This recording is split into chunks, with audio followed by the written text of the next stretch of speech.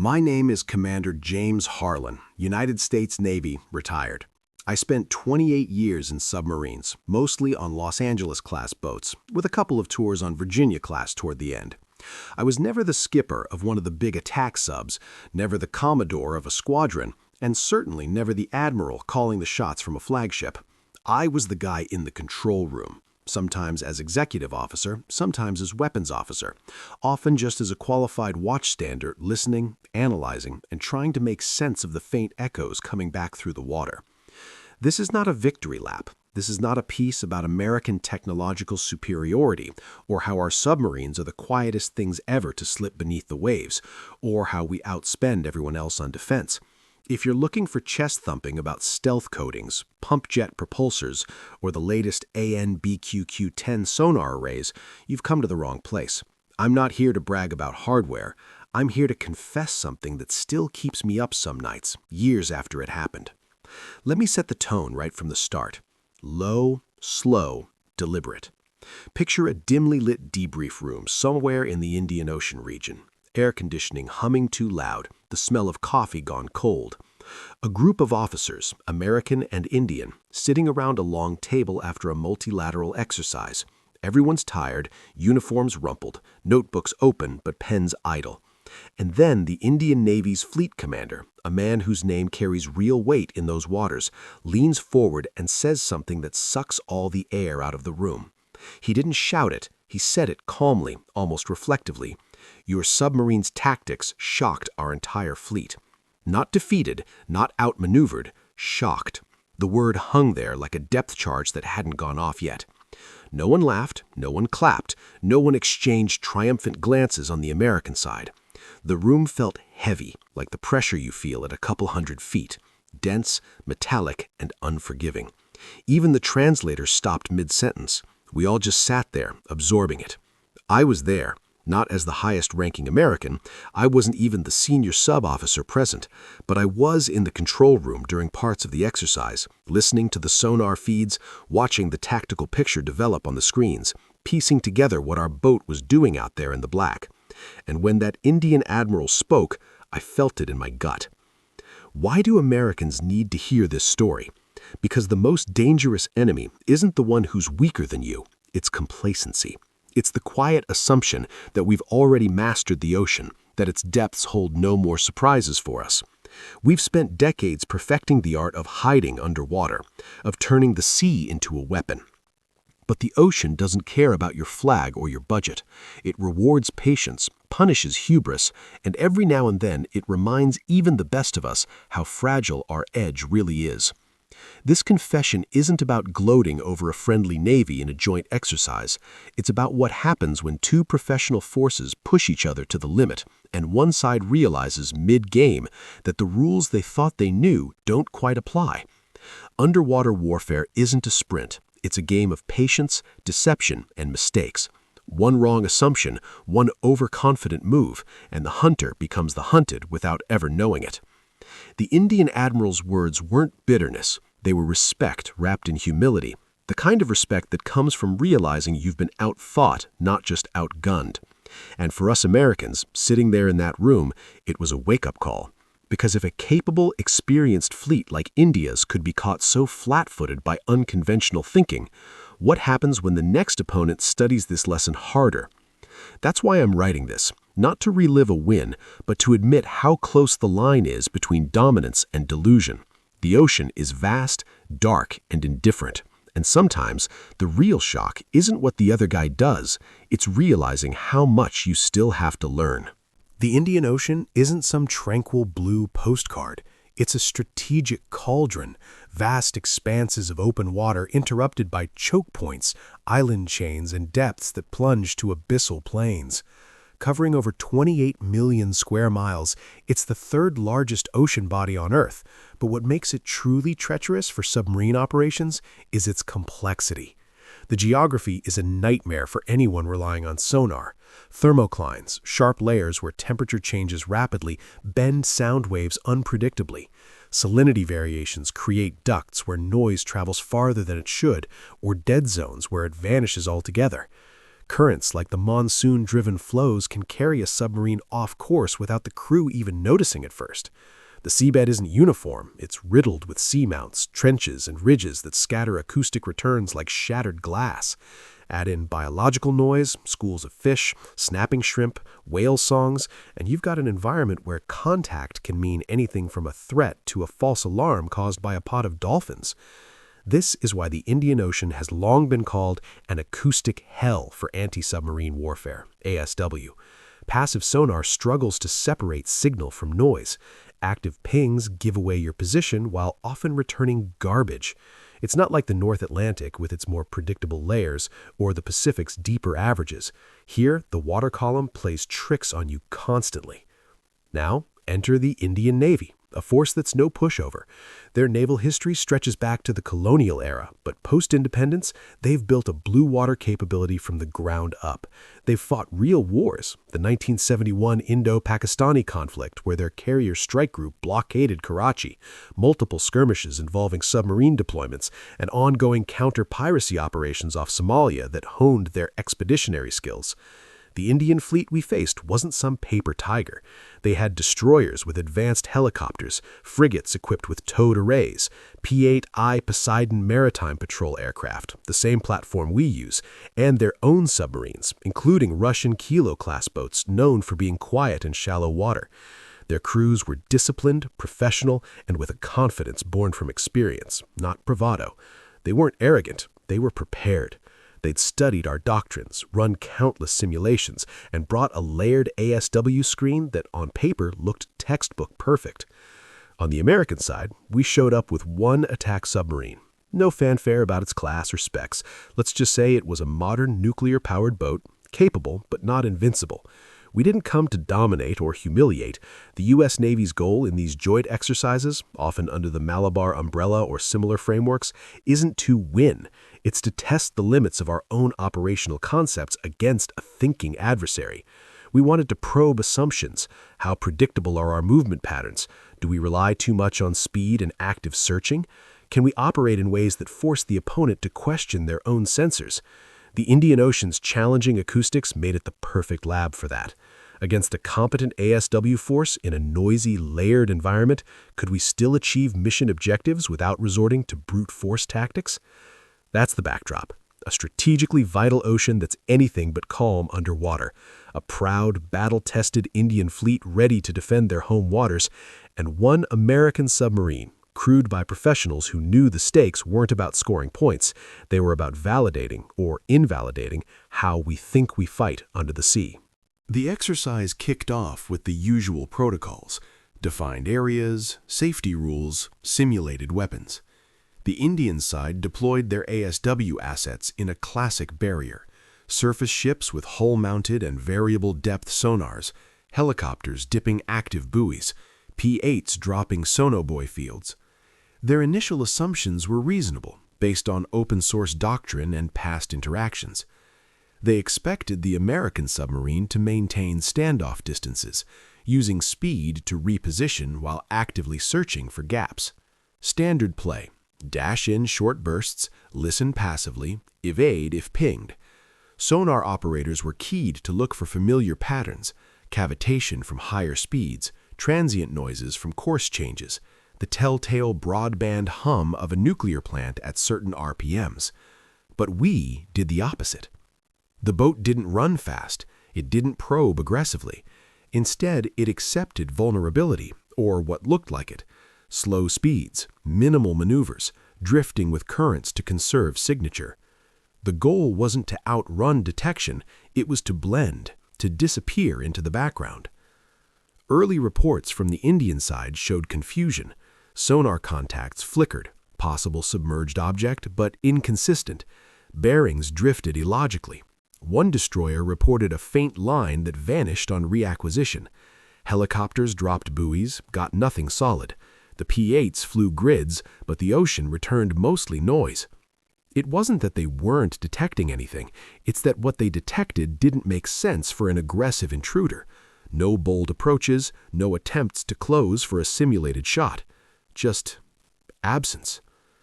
By the end of day 1, the Indian commanders noted the lack of activity but remained vigilant. Perhaps conserving for later, one log might have read. Their screen held firm, confident that if the sub tried anything, they'd catch it early. On our side, the control room was quiet. No high fives. The captain reminded everyone, this was just setup. The real test was whether we could exploit their expectations without giving them confirmation. The first cracks of unease appeared subtly. Contradictory reports. One ship hears something biologic, another gets a mechanical transient. No convergence, no classification as submarine. Safe, but not reassuring. When you expect a wolf and hear only crickets, you start wondering if the wolf is already inside the fence. That was day 1. Everything seeming too easy for the hunters, which should have been the first warning sign. Day 2 began with the Indian fleet tightening their screen. After the unsettling quiet of the first day, they weren't taking chances. More sonobuoy fields were dropped. Helicopter dips became more frequent, and surface ships began coordinated maneuvers to sweep broader areas. Their commanders assumed the American submarine was waiting for an opening, conserving battery or position for a decisive move later in the exercise. That's what any rational skipper would do. Let the hunters burn fuel and sensor time while you wait for fatigue or a gap to appear. But our boat didn't wait for a gap. It created doubt instead. The tactic wasn't new in concept. Submariners have played cat-and-mouse games since World War I. But the execution in this environment was surgical. The submarine would occasionally allow itself to be glimpsed, not a full contact, not a clear classification, just enough. A faint broadband tonals at the edge of a towed array's range, a transient, maybe a pump startup, maybe a valve closure that lasted 3 seconds and then gone. A flow noise suggesting slow speed on a bearing that didn't align with any logical approach vector. Then, nothing. Hours of nothing. These weren't accidents, they were deliberate breadcrumbs. The control room on our boat was a study in restraint. The captain didn't explain every move, he didn't need to. The crew knew the playbook. Give the opponent just enough data to build a picture, then pull the rug out by not conforming to it. If they classify you as aggressive, be passive. If they expect evasion at speed, crawl. If they think you're deep, hug a thermocline at mid-depth where sound bends unpredictably. By mid-morning on day 2, the Indian sonar operators were starting to chase ghosts. One frigate reported a possible submerged contact, bearing 180, slow speed, fading. Helicopters scrambled, buoys dropped in a box pattern. Nothing. Another ship picked up a convergent line on the same bearing an hour later, stronger this time. Prosecution began in earnest. Active pings, sprint and drift by ASW assets, but when they closed the datum, the ocean was empty. Was it a decoy? A biologic? A glitch in the lair? Or had the submarine doubled back, using the noise of the prosecution to mask its own movement? That's the cruelty of passive acoustics. You can't prove a negative. You can't confirm the absence of a threat the way you can confirm its presence. So every feint, every anomaly starts to carry weight. Doubt creeps in like water through a pinhole leak. By afternoon, the reports were multiplying. Not solid contacts, never solid, but enough transient events to keep the screen reactive. Ships altering course to investigate, helicopters burning flight hours, aircraft reallocating search grids. The Indian commanders were professional. They didn't panic, but you could sense the shift in their posture. Vigilance turning into frustration, confidence in their sensors starting to waver. On our side, the control room remained unnaturally quiet. No one said gotcha, no one grinned when a report came in about another fruitless prosecution. The sonar supervisor just updated the tactical plot with calm precision. The captain sipped coffee, watched the screens, and occasionally murmured course or depth adjustments. We weren't celebrating because we knew this wasn't about racking up points.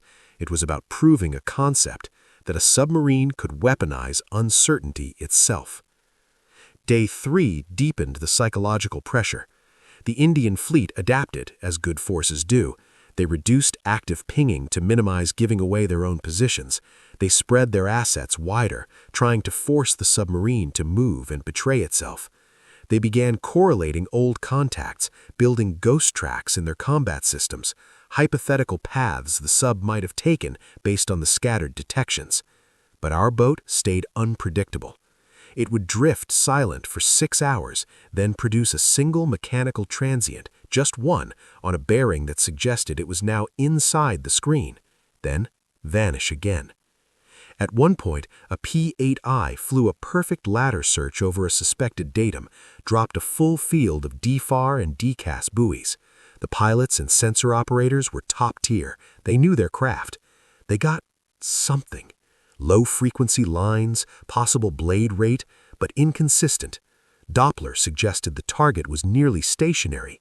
Then the signal degraded into ambient noise. The crew on our submarine heard the buoys hit the water.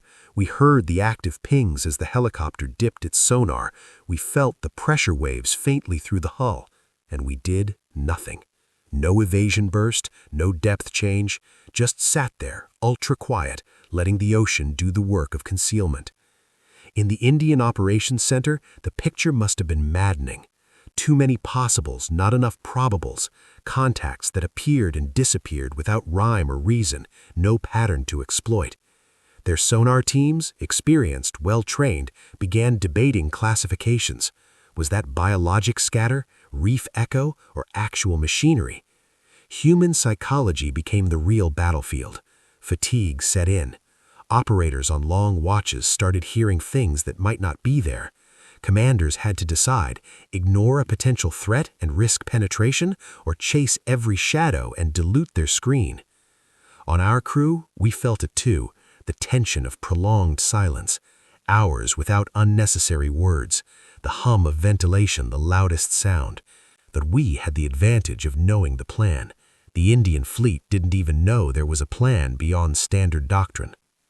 By the end of day 3, the Ghost had a name in their logs, even if unofficial, Red Sub. Not classified as definite, but persistent enough to dominate briefings. The fleet was cohesive, still dangerous, but the rhythm was off.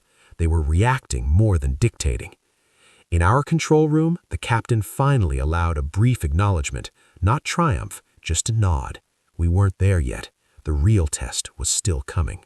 The culminating phase wasn't dramatic in the Hollywood sense. No sudden revelations over open channels, no simulated torpedoes launched. It was quieter than that, devastatingly quiet. On the final scheduled day, our submarine achieved what no one on the Indian side thought possible: complete penetration of the screen, close approach to the high-value units, the carrier and amphibious group at the center, and positioning for multiple unrestricted simulated shots. But we didn't fire. The rules allowed it. The exercise umpires would have scored kills. Instead, the captain elected to simply transit through the formation, slowly, deliberately, collecting periscope imagery and electronic emissions data, then exfiltrate without ever being solidly detected. It was the ultimate non-event. The fleet never knew we were there. Later, during the classified portion of the debrief, parts of which remained sensitive, the tracking reconstruction told the story. Using combined data from all platforms, GPS logs, sonar recordings, flight tracks, the umpires plotted the submarine's actual path against what the Indian forces had perceived. The gap was staggering. The Indian screen had chased multiple ghost tracks, prosecuted dozens of false or fleeting contacts, and committed assets to areas where the submarine had been hours earlier. Meanwhile, our boat had used ambient noise layers, careful current riding, and minimal maneuvers to slip through a corridor they thought was covered. At closest point of approach, we were inside 5,000 yards of the carrier, well within torpedo range, even for older weapons. We raised the periscope briefly, took photos for proof, recorded radio chatter, then lowered and continued on. The Indian admiral's reaction when shown the reconstructed track was visible even through his professional composure. Not anger, not excuses, just a long silence, followed by that now famous line. What shocked them wasn't the loss, it was the ignorance of it. They hadn't been outfought in a fair exchange. They'd been outthought to the point of irrelevance. Their entire multi-layered ASW effort, executed with skill and determination, had been rendered moot not by superior speed or stealth alone, but by a refusal to play the expected game. For me, standing in the back of the debrief room as a mid-grade officer, it was the first time I felt a chill in a submarine-related context outside of actual depth charge drills. I'd spent years believing our edge was technical. Quieter boats, better sonars, more advanced torpedoes. But watching that reconstruction, I realized the real advantage that day was conceptual. The captain and crew weaponized restraint. They turned the ocean's complexity against a force that understood it well, but expected us to use it predictably. If this had been war, the carrier group would have been gone. Not because we had magic technology, but because we made them doubt their own eyes and ears long enough to walk right past their guard dogs. The Indian officers didn't protest the results. They asked questions, sharp, technical ones, about decision points, layer exploitation, transient management. They took notes, they absorbed. And in that moment, I felt something close to fear, because professionals like these learn fast. And the next time someone faces an American submarine using similar tactics, they might not be so accommodating in their confusion. The debrief took place in a secure conference room aboard one of the Indian Navy's flagship destroyers. No media, no cameras, no junior officers beyond those directly involved. Just the senior leadership from both sides, a handful of umpires, and a few of us mid-level Americans invited to observe and take notes. When the reconstructed track was finally displayed on the big screen, the thin red line of our submarine's actual path weaving untouched through the blue icons of the Indian ASW screen, the room went completely still. The Indian Fleet Commander, Admiral Vikram Singh, not his real name but close enough, stared at the plot for a long moment. He was a man in his late 50s, ramrod straight, with the kind of calm authority that comes from decades at sea and from having commanded in real operations. He had led carrier groups, hunted pirates, and stared down adversaries across contested waters. He was not a man given to theatrics. He didn't blame his crews. He didn't question the equipment. He didn't point to environmental factors or rules of engagement that might have constrained his forces. He could have. There are always excuses available in exercises. But he didn't. Instead, after a pause that felt endless, he leaned forward, clasped his hands on the table, and spoke directly to the American submarine's commanding officer. "Your submarine's tactics shocked our entire fleet." He said it in English, slowly, with no trace of bitterness. Then he repeated it, almost to himself. Shocked. Not defeated in a fight. Shocked. He went on, quietly but firmly. "We prepared for every conventional approach. We studied your doctrines, your past exercises, your published concepts. We trained against the submarine we thought you would be. But you were not that submarine. You did not behave the way a rational actor should. You accepted risks we would not. You moved in ways that made no tactical sense until they did. And by the time we realized it, you were already through." He paused again, looking around the table at his own officers, then back to us. "This was not about technology. We have capable sensors, capable platforms, capable people. This was about how you think. You made us doubt our own picture. You turned certainty into hesitation, and hesitation into opportunity. That is not something we can buy or build. That is something we must learn." There was no self-pity in his voice, no defensiveness, only acknowledgement, and, underneath it, respect. The respect of one professional warrior for another who had just demonstrated a higher order of the craft. I watched the American CO. He didn't smile, he didn't nod smugly. He simply said, "Thank you, sir. We learned a great deal from your forces as well." But the Admiral's words hung heavier than any polite reply. Because what he was really saying, without ever uttering it directly, was, "You outthought us so completely that our skill, our preparation, our pride in our own competence became the very tool you used against us." That is a rare kind of defeat, the kind that doesn't breed resentment, it breeds determination.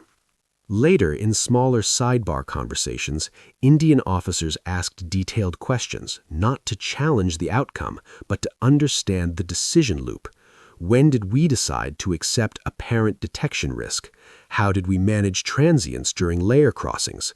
What cues told us when to produce a deliberate anomaly versus remain absolutely silent? They weren't looking for secrets, they were looking for mindset. And that's what made the Admiral's statement so powerful. It wasn't a concession of inferiority. It was an admission that warfare at its highest level is not about having better tools.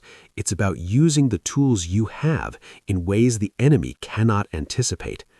For the Americans in the room, myself included, it was a moment of profound unease disguised as pride. We had validated a concept, we had executed it flawlessly, but hearing it articulated so clearly, so respectfully by a capable adversary, forced us to confront what it really meant. This wasn't just a successful exercise evolution, it was proof that unconventional thinking can render an entire layered defense irrelevant. And the people who had just experienced that were not going to forget it. They were going to study it, adapt to it, and one day perhaps improve upon it. That's why the Admiral's words still echo. They weren't the words of a loser. They were the words of a professional who recognized that the ocean had just taught him and all of us something new. Let me be clear from the start. The outcome of that exercise wasn't because we had a magically quieter submarine or some classified super technology that no one else knows about. The Indian Navy has modern sensors, excellent processing systems, and platforms that in many categories are competitive with ours. The difference that week wasn't hardware, it was human. Specifically, it was training, discipline, and a willingness to embrace extreme patience.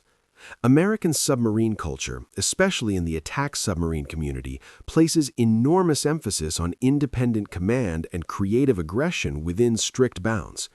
Our captains are selected early, trained exhaustively, and then given tremendous latitude once they take command. The expectation is not just technical mastery, but tactical originality. We drill constantly on owning the environment, on thinking several moves ahead, on accepting calculated risk to achieve decisive advantage. In this case, the CO chose a tactic that looked on the surface almost passive, but it was anything but. It required iron discipline from every watchstander, no unnecessary noise, no impatient maneuvers, no temptation to clarify the picture by moving faster or deeper. The crew had to trust that doing less, far less than doctrine often calls for, was the path to success. That kind of restraint is hard. It goes against the natural impulse to act, to confirm, to dominate. But in submarine warfare, action often equals detection, so the real weapon became inaction, deliberate, controlled, weaponized inaction. The danger of this approach isn't just that it worked against a competent Navy, it's that it exploits universal vulnerabilities in human and system behavior. First, it preys on pattern recognition. ASW forces train against expected behaviors. When the submarine refuses to conform, no high-speed transits, no aggressive closures, no predictable evasion routes, the mental model breaks down. Operators start filling in blanks with assumptions. Commanders start allocating assets based on probability rather than certainty. And probability is where doubt lives. Second, it turns the defender's strength, layered active prosecution, into a liability. Every helicopter dip, every active ping, every sprint to a datum generates noise and movement that the submarine can use for cover. The more aggressively you hunt the ghost, the more you mask its real movements. Third, it induces self-inflicted attrition. Fuel burned, flight hours expended, crews fatigued, all while the submarine simply waits, drifts, endures. Time becomes the submarine's ally, not the surface forces. From the American perspective, this should be a source of both pride and concern. Pride because it validates decades of investment in people over platforms. We don't just buy quiet submarines, we grow officers and crews who can outthink the problem. Concern because this tactic is teachable. It's not locked behind classified technology, it's a mindset, and mindsets can be adopted. The Indian Navy is not the only force watching us closely. Others, some friendly, some not, study our exercises, our doctrine leaks, our open-source writings. They send officers to our schools when they can. They analyze every unclassified interaction. What happens when a peer or near-peer competitor internalizes this lesson? When they train their captains to exercise the same patience, the same willingness to appear vulnerable in order to become lethal? We've seen it before in other domains. The U.S. pioneered carrier aviation. Others caught up and surpassed in certain aspects. We developed network-centric warfare. Adversaries adapted with asymmetric counters. Submarine warfare is no different. The real danger is that we become predictable in our unpredictability. If extreme patience and deliberate anomaly management becomes the new expected tactic, then the next evolution will be forces trained to ignore the bait, to maintain discipline in the face of doubt, to force the submarine into action. And that's the cycle. Innovation begets counter-innovation. For the U.S. Navy, the lesson isn't to rest on this success. It's to recognize that our current edge is perishable. It depends on continuing to think one step beyond what others expect, even when that step looks like standing still. Because the ocean doesn't care who invented the tactic. It only rewards the one who uses it better tomorrow. There are no heroes under the water. No crowds cheering from the pier, no cameras flashing, no medals pinned in bright sunlight while bands play and families applaud. When a submarine goes deep and silent, it disappears from the world. The only witnesses are the crew inside the pressure hull and whatever or whoever is hunting them. That isolation is part of the job. It's also what makes the profession so unforgiving. Down there, glory doesn't exist. What exists is pressure, literal and figurative. Thousands of tons of ocean pressing against a steel tube barely wider than a city bus.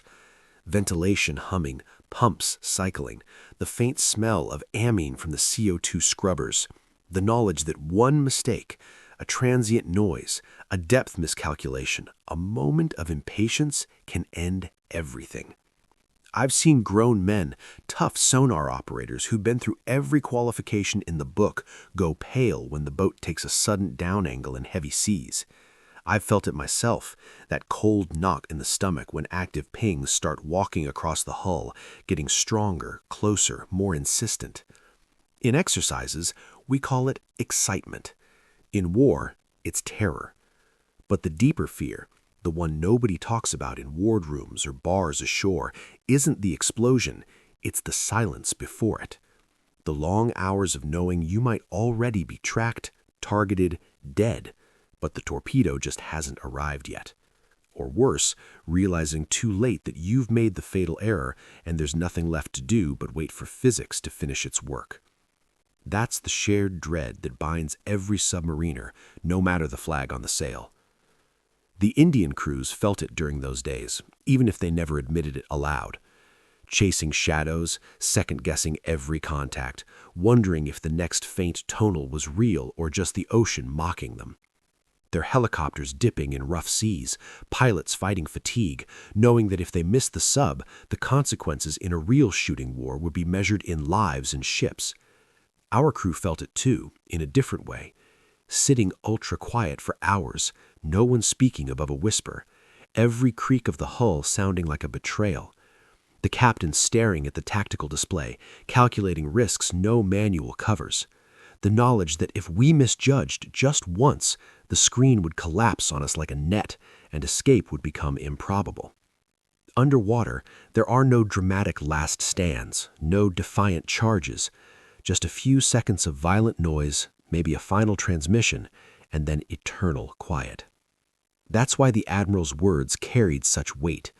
He wasn't just acknowledging a tactical defeat, he was recognizing a deeper truth, that in this domain, the margin between hunter and hunted is razor thin, decided not by courage or firepower, but by discipline, patience, and the ability to master your own fear. I've thought about that exercise many times since, about how close we came to being the ones chasing ghosts, about how one different decision, slightly more speed, one extra transient, a moment of impatience could have flipped the entire outcome. And I've thought about the men on the other side, professionals doing their duty, protecting their nation's interests in their home waters, only to discover that the threat had already passed through their fingers like smoke. There's no joy in that for anyone who truly understands the game, because we all know that one day the roles could reverse. Technology advances, doctrines evolve. A new generation of captains learns the lessons we taught and then improves on them. When that day comes, someone else will sit in a dark control room, hearing pings that don't make sense, chasing anomalies that lead nowhere, feeling that same cold dread settle in. And there will be no audience, no headlines, just the ocean, indifferent as ever, closing over the outcome. That's the unspoken bond between submariners of every navy. We may wear different uniforms, speak different languages, serve different causes, but we all share the same fragile steel bubble, the same crushing darkness outside, and the same knowledge that down here, survival depends on outthinking the other guy before he outthinks you. The Admiral didn't need to say any of this. We all felt it. Looking back now, years removed from that control room and that debrief, I find myself reflecting most on my own assumptions. I was proud to be part of the U.S. Navy's submarine force. I believed, deep down, that our training, our experience, our way of thinking gave us an edge that was durable, maybe even permanent. Not because we were smarter individually, but because our system selected for independent thought, rewarded calculated risk, and drilled us relentlessly on the art of the possible. That exercise shook that belief. Not because we lost, we didn't, but because we won in a way that exposed how fragile any advantage truly is. The Indian Admiral's words keep coming back. Your submarine's tactics shocked our entire fleet because of the way you think. He was right. But the deeper implication, the one that still unsettles me, is that thinking can be studied, copied, refined. What shocked them that week could become standard procedure for another navy in a few years, and then we'll need to think differently again. That's the American temptation, to confuse current dominance with eternal truth. We've been the undisputed masters of undersea warfare for so long that it's easy to slip into complacency, to assume the ocean will always favor us because it has in the past, to mistake technological lead time for strategic immortality. But the line between confidence and hubris is thin. One overlooked variable, one untested assumption, one opponent who learns faster than we evolve, and the advantage evaporates. That exercise was a gift, not because it flattered us, but because it humbled us at the exact moment we could afford to be humbled, in peacetime, against friends. We didn't declare victory that day. We didn't need to. The reconstructed track spoke for itself. Instead, we listened. We took notes on Indian ASW techniques that were innovative in their own right. We discussed environmental factors we hadn't fully appreciated. We acknowledged that a force with less budget and fewer boats had still forced us to operate at the absolute edge of our capability to succeed. And when the Admiral spoke, we didn't interrupt, we didn't deflect, we absorbed it. Because real professionals know that the day you stop learning from others, especially from those you've just outperformed, is the day you begin to lose. So here's my final confession. That week in the Indian Ocean, we didn't just penetrate a fleet screen. We were reminded how precarious our own position is. The ocean is vast, patient, and impartial. It doesn't care about budgets or alliances or past victories. It only respects those who continue to question their own certainties. To every sailor, officer, or leader who believes they've already mastered their domain, whether under the sea, on it, or above it, I offer this. Remember the words of a respectful adversary who had just been thoroughly outmaneuvered. Your tactics shocked our entire fleet because of the way you think. And then ask yourself, what would shock me? Because the next evolution is already underway. Someone, somewhere, is studying what we did, thinking harder, training longer. And when they come, they won't announce it. They'll just appear, quietly, patiently, where we least expect. That day, we learned more than in any other exercise of my career. Not about how superior we were, but about how vulnerable we always are. And that, more than any simulated kill, is the lesson worth carrying.